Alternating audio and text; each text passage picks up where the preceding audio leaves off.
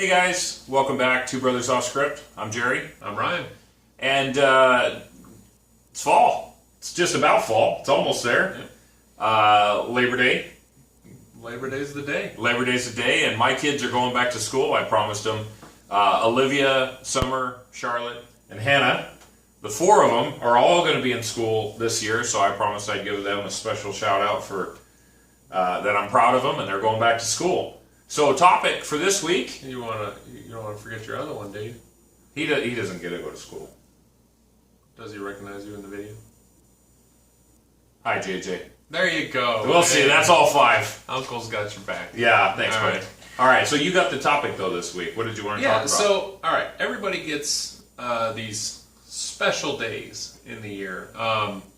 Whether it's a holiday, a religious holiday, or you're just able to take an extra day off of work or something like that. And some of us get paid holidays, as a perk in our job. And some people aren't fortunate enough to have that as an option. It's just like, all right, well, I'm unemployed, so I don't get paid days at all. But, hey, don't pay holidays. That sucks.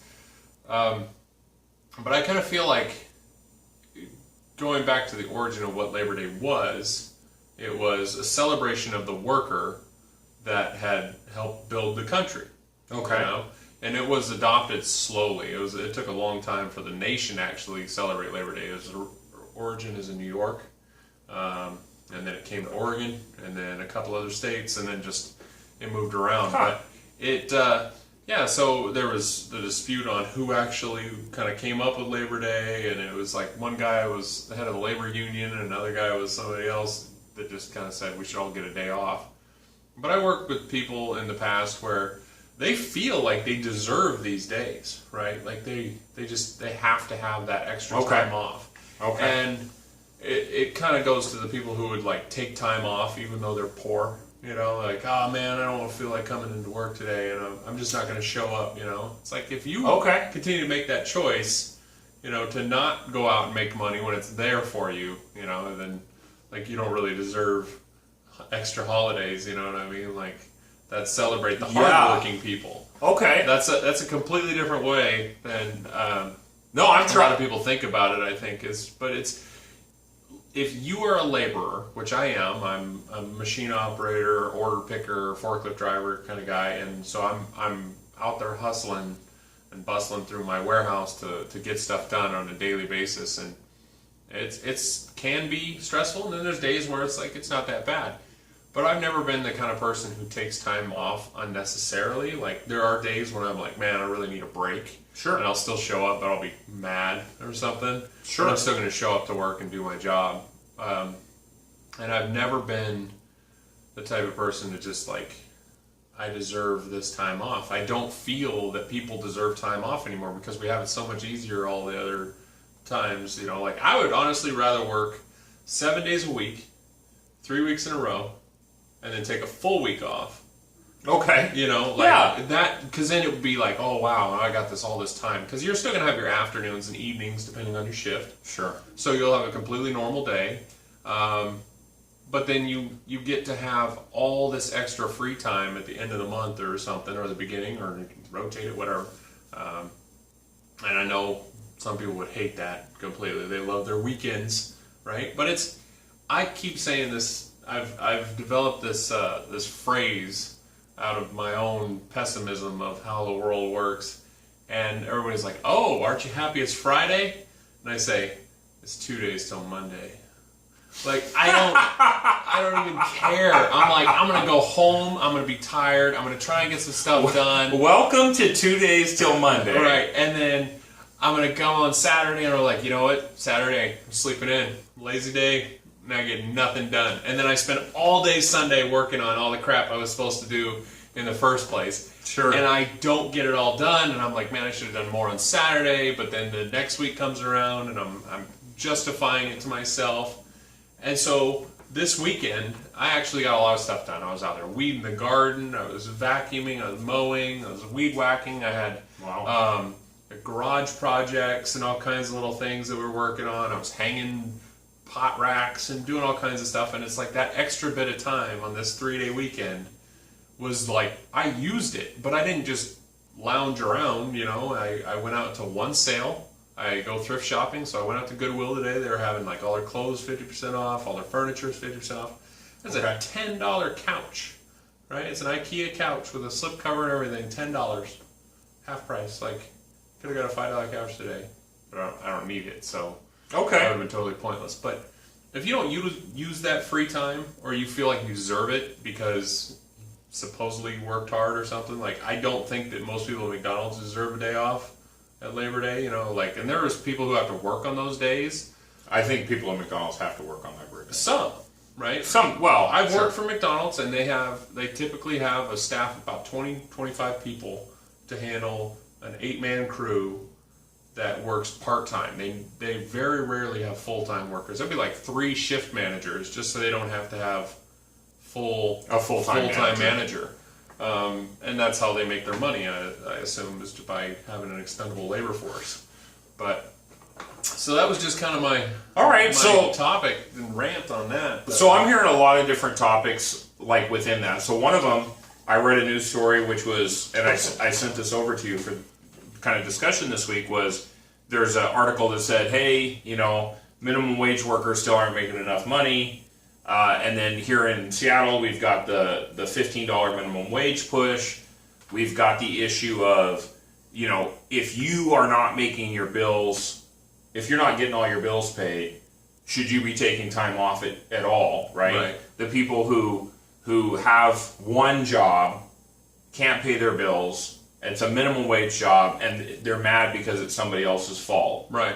And then you've got the issue of, how would you prefer to work if it was up to you, right? Yeah. So I'll just kind of bullet point, nail as many of these as I can, and jump in if you need to. So, like on the issue of the work week in general, I am very similar in that I would prefer to work as much as I could in one big stretch and then have time off. The challenge for me is I have a family. Mm-hmm. And so what I found with my wife and my kids is that emergencies come up completely intermittently. Yeah. Right? And so it's almost like if you don't have some frequent, regular time off, then what happens is everything piles up. Yeah. Like when I was in California for 2.5 months or 3 months at the beginning of this year, I was doing some training down there for my new job.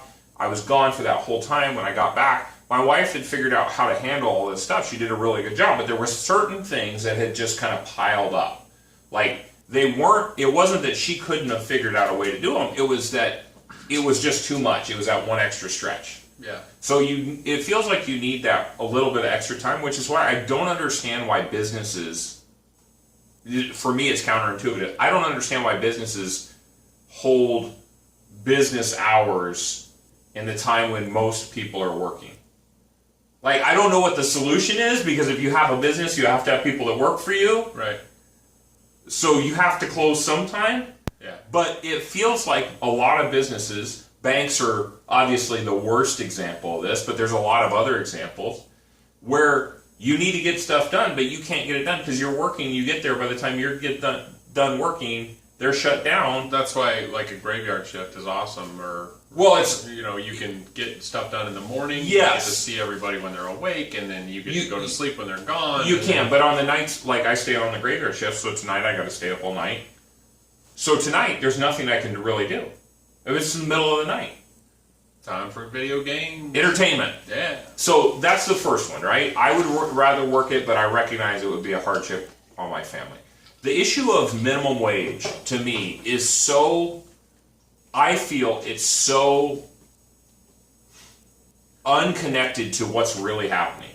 Right. Like, I believe, I don't know if this, I know this is not commonly held. I've worked for minimum wage, so I'll say that right off the bat. I have worked for minimum wage. As an adult, I've worked for minimum wage. It's not enough money to have a full-time life on, to have a house, to have a car, to have all the things that I have today. It should be today. enough to survive, though. That's where people get wrong with this subject. Is I need so much money on a daily basis. I need enough money to get on my public transportation. I need enough money to put gas in my car, or I need enough money for shoes to walk to work. right? So you have that need, transportation. Sure. That's not very much money when you think about it, unless you buy a really nice car. Like, you shouldn't see a BMW parked in the employee parking lot at a McDonald's. It just shouldn't exist. Unless that person has an external money source, they are in debt up to their eyeballs for a look, you know? And you can't choose how other people live their life, but I see this on a daily basis with someone who has not a lot going on for them, and then they might have a really nice car. Or they've got the best cable TV bundle, or they've always got the fight. The brand new phone. Or they've always got the brand new phone. Or they $700 phone. I know a guy, he's probably got several dozens of pairs of shoes. Mm-hmm. Right? He doesn't have any money. How do they manage it? They make sacrifices and choices, and then someone else has to be responsible for that trade-off, right? So, again, and I'll say this, it doesn't make them bad people. It makes them people making choices, and then everyone else feels this obligation to try to save them or provide them some level or standard of living that's different. Like, to me, if I lost my job today, a situation that I've faced, I've had companies that were closing down, I've had to lay workers off, and then had the conversation like, hey, when we get done laying workers off, we're probably going to have to let you go too. Like that, I've been in that conversation. So I understand what it's like to be facing unemployment. But the more money you make, and you make good money at these other jobs, enough to survive on, enough to support a family of 6, 7 people, and have guests and multiple vehicles and everything like that, and your lifestyle is more money. It costs, the more money you make, you typically spend more money, right? So if you don't make enough money, should you buy anything other than the necessities? Because you can buy food, you can get your apartment. Let's say you make $1,200 a month out here. There are $600 a month apartments, $200 a month in your bills, including your gas, and $150 in food, and you still got $50 a month to go out and spend on watching a movie or something. Or you save for 3 or 4 months, and then you buy a new pair of shoes. And that's if you only work one job. And that's a $10 an hour job. I feel like if I was in a situation where I only made... So $10 a month is $20,000, or $10 an hour is $20,000 a year, roughly.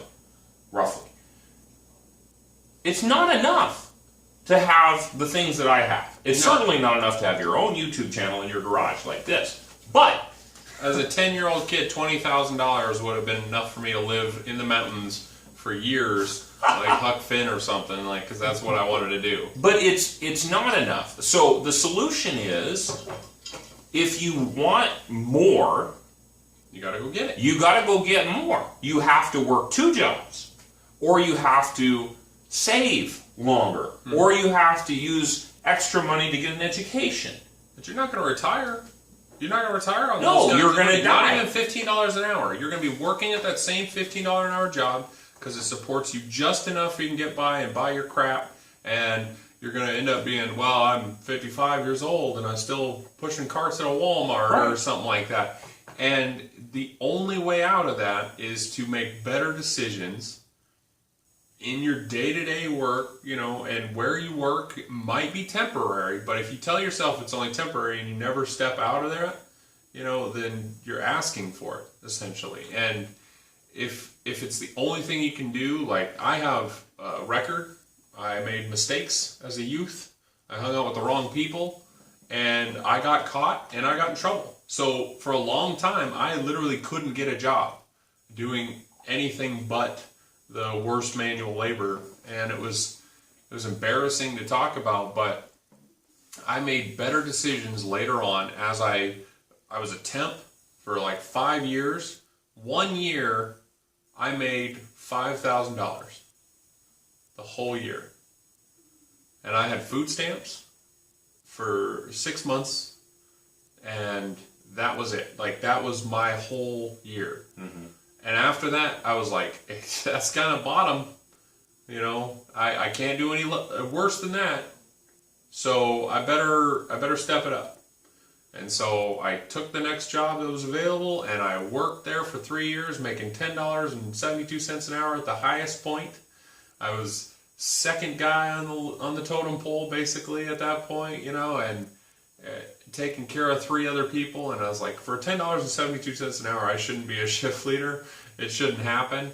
But I did it, and I said I need to work my way up till I have a job history that's reputable, and I can take this and say, yeah, I worked here for 3 years at low wages, and I did what was necessary, put myself in a better position. Even though I didn't get paid anymore, I still worked hard to get to that point, and then I kind of used that as a jumping board, to $14 an hour, to $17 an hour, and I can do better than I do now, but probably not where I'm at. And so if I ever look to get above that, I'm going to have to do a lot better.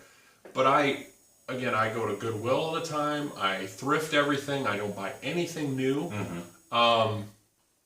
Everything we're shooting on, the space is obviously it's not a studio. We've made it out to be that, but we're doing what's necessary without spending any money, so we can have fun and not regret it if it doesn't, make us millionaires or whatever. We're not going to be like, oh no, we still have fun. Right. And this is less expensive than talking into Denny's too, because that's like saves like a us $30 meal. It saves us a few dollars. And we still get to have our and conversation. So on that, you survived that process. Mm-hmm. And at the same time, what you're saying that I'm hearing is you came out of it with an attitude that it wasn't anybody else's job to fix that for you. Right.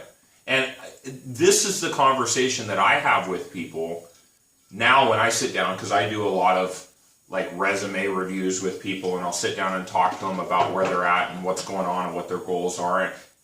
Often, I'll ask people very directly, do you want feedback? Do you want to know how I really feel about what you're doing here? And you have to say yes or no. Because if you say no, I'll stop now. And if you say yes, what I'm going to tell you is likely to hurt your feelings. Right. And it's not because they're bad people. It's because I believe in this idea of a work ethic for me, and this is sad in some ways, but I believe that if I'm sick, especially coming out of the jobs that I've come out of too, like when I was in the military, I didn't get a sick day. No. I had a 40-pound deck plate dropped on the back of my head and neck, tore a bunch of muscles in my back. I went to I was unconscious inside the submarine, inside the top of the submarine, knocked out. They dragged me out of there in a stretcher. I kind of come to. Then as they were pulling me out of the one ambulance to put me into the second ambulance, the wheels didn't engage, and they dropped me again. They dropped the stretcher. I've got this neck brace on, and I fall again 3.5 feet and hit the concrete. Then they get me up again. They get me into this. I was in and out of I was hurting. Okay? They gave me a bunch of drugs. They sent me back. The guy on the boat, who was the chief corpsman, got mad at me because I had gone to the wrong hospital while I was unconscious. Okay? This is the logic. He is mad at me. He's yelling at me. He's cussing me out. And this is all happening, while I'm still on drugs. I am high as a kite when this is happening. On painkillers. Hurting. And the guy goes, I expect you to report to my office tomorrow morning at 6 in the morning. I just had the accident the day before. I had gotten released from the hospital like 1 or 2 in the morning. Just got back. He comes to me and he goes, I still think you're good enough to deploy. I was on the submarine the next week out at sea. And I remember we were leaving port. I was sitting in the back, high as a kite. And the guy comes up to me and goes, you do not look good. I said, yeah, I think I went unconscious again. They had me in the medical office. They didn't turn the boat around. No. There was no sick days. It didn't exist. So I came out of this culture where, like, you couldn't be sick. In your situation, you came out of a situation where, like, if you don't work, you don't have money. Right. So to say, As a temp, I never had sick days. Didn't Yeah, have you don't have a vacation, choice, so right? I never took the time off. And whenever I would call in sick, I was like, the only way I wouldn't be at work. Like, I worked with pneumonia for 3 weeks, Sure. and I worked as before I with ever pneumonia. got I was a diagnosed. manager by that point, Yeah. so it hurt. Still hurt a lot, but I didn't have to do the level of physical labor you did. But like, and this is why I think we sound insensitive to this topic, is because like we've lived that. I worked for Hollywood Video. I worked for Walmart. I pushed carts. I worked a minimum wage job. You worked a minimum wage job. You worked temp labor for years. Mm-hmm. And I'm telling you, if you're watching this video and you know somebody in this situation, like, I'm not saying they're happy about it, but if they come to you and they say, well, look, I just bought, I just bought a new car. Look, I just got this new cell phone. Look, hey, I'm going to blow a bunch of money and buy pizza and have the fights and stuff like that. Like, they're making a choice. Yeah. And so I advocate to people, you want to change where you are, be the hardest worker you know. Work harder than anyone else that you know. Are you doing everything you can do? Really? And if you're not, that's okay if you don't want to. Hey, you're going to live longer. I mean, with the medical system we have now, they're going to keep you alive. They're going to keep charging you for it, but they're going to keep you alive. And so when you go to retire and you're trying to work off $1,000 a month in 20 years, if it even exists, Social Security might not even be there, then you're not going to retire. You're going to die on your feet.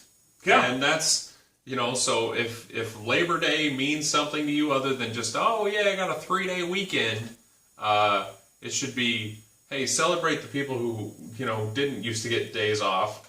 And for sure, yeah. Try not to blow all your money at the racetrack or something. But and I don't. Well, and I say this, I don't want this to be. This is not an attack on people who are in this situation, right? It's just not, because, like you said, I'm not going to tell somebody how to live their life. What I am going to do is advocate to anyone who will give me permission to speak into their life, right? Give me permission to have a real honest conversation with them. I will tell them, this is an ideal. I still make mistakes. We've talked about this on this channel. We have videos about it. Like, we're not where we want to be. We're not our best self all the time. We don't always do what we think is right. But what we're saying is, we have an ideal. I have an ideal that says work harder than everybody else because I want more. And I don't want more so other people will look at me and I can be conceited and look at my new phone, look at my new car, look at my new shoes, look at this big house that I have. I don't have it for those reasons. I want more for a better provision for my family, for a better provision for their future, so that they don't go what I went through. They don't go through what I went through. Right? I don't want my kids to be working at Walmart and feeling like because there was a time I felt like this is probably it.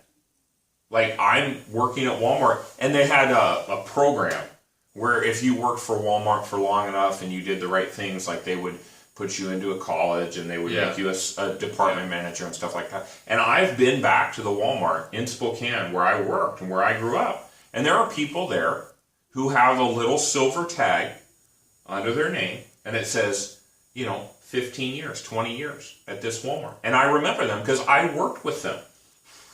I worked with those people 17 years. I saw one of them when I was back in Spokane a few months ago. They still have the tag, and I know that person. Now they don't recognize me anymore. I see a million faces. They see millions and millions and millions of people. They've probably seen millions of employees. Basically, I'm exaggerating, but thousands of employees. But I remember them. Right. And I'm glad that I made the decision to go into the military because it completely changed the options that I had available for me. You worked really, really, really hard to get to where you are today, to have the comfort and the success that you have today. And it didn't come, we're not advocating this because it was easy for us. I'm advocating this because it's what works. Right. Giving somebody, $15 an hour isn't going to change the situation. The people that are begging for $15 an hour or complaining that they don't get it for nothing. If you have to commute, 50 miles a day or something like that, then you need the gas money or something. But there's ways to jump trains and all $15 an hour does. All it does is it makes every other. If the business has to pay $15 an hour, I sat next to a guy on a plane. Several people have already said they will close businesses and let people go because of this. So this is the guy. I sat next to him on a plane, and I just happened to notice he was looking at, I don't know, some business book or something, and I just asked him, what kind of business are you in? He said he owns restaurants. Okay, cool. So I strike up a conversation. We're having this talk, and he says, we own about 100 restaurants. Within, I think it was Colorado or within the West Coast region, we own about 100 restaurants, and I kind of fly around and talk to the manager. Okay, cool. How is this whole $15 an hour minimum wage thing going to affect you? That's what I asked him. And he said this. He goes, well, here's the reality. Out of my 100 restaurants, about 60 of them will survive the transition. He said, and what that means is the other 40 today are profitable, but barely, with the current staff and with the current wage. He said, so what'll happen just due to the location or wherever they are, due to that, out of those 40 restaurants, which each employ about 30 people or more, they're all going to shut. There's 40 by 30, 1,200 people are going to lose their job as a result of an increase in the minimum wage. Now, will they go somewhere else? Maybe. If there's a job. If there's a job. But if that trend is replicated for multiple businesses, many of those other business owners will be doing the same calculation. They'll say, I own 50 or 100 or 1,000 businesses, and this percentage of them are profitable, and this percentage of them are not profitable if we go to this level. He said on the other 60 restaurants, we're going to cut headcount. We're going to go to more full-time workers, less part-time workers, but that means we're going to eliminate some of those part-time jobs. They're just gone. We're not bringing them back. So out of this whole thing, I think he said over 2,000 people will no longer have any income from his companies at all, period, done. And that's not counting the maintenance guys who service it, the electric guy who comes and checks the meter, the water guy, the plumber who has to come clean out the bathroom. All that business is gone. Yeah.